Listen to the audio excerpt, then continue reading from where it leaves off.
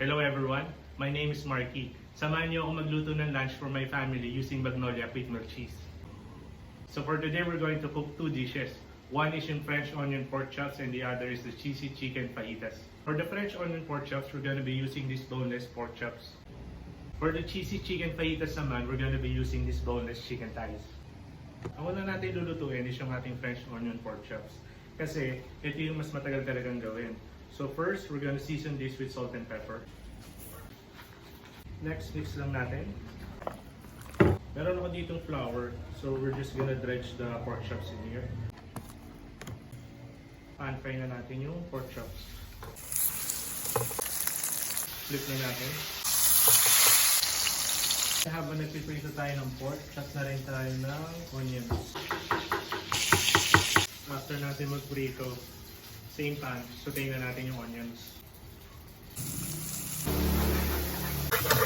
Butter and some flour. Hindi po stock. Lagyan na natin yung pork. Simmer na lang natin yung pork, so transfer natin dito sa isang kawali. And then, we'll start cooking the cheesy chicken fajitas. Season lang muna natin yung Thai paste. Garlic powder, konting chili flakes, paprika powder, and olive oil. Mix na lang natin. Pan-fry na natin yung chicken thighs. Habang nagpiprito tayo, slice na tayo ng garlic, onions, and yung ating bell peppers. Okay na yung chicken. Sautein na natin yung vegetables. Okay na yung ating vegetables for the fajitas.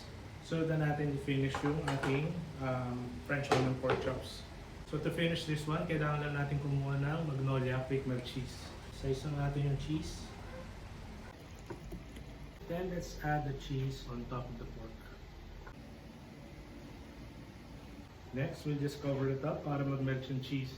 Alam nyo, ang the best talaga dito sa Magnolia Quickmelt Cheese is, even though wala kang oven, di ba, makakagawa ka ng mga fancy cheesy dishes na masaserve mo sa family mo talaga. Kaya nag-melt na yung cheese.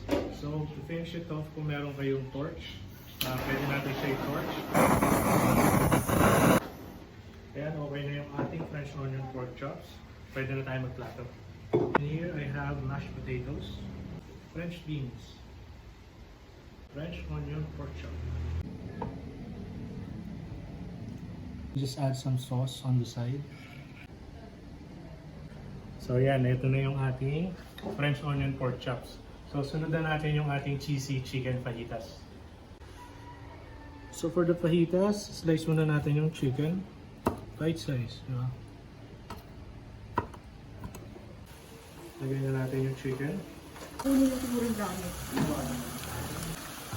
Bukas mama? So to plate the fajitas, kulang tayo ng seasoning plate. Let's add some butter. Ayan, lagay na natin yung chicken fajitas.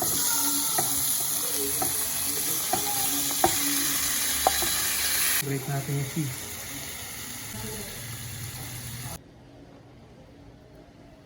Ayan. Ito na yung ating cheesy chicken fajitas. So, ano? Pwede na pala tayo mag-serve. Tara, pakainin natin yung aking family. Gigi, kakain na! Kami din sa ano lang.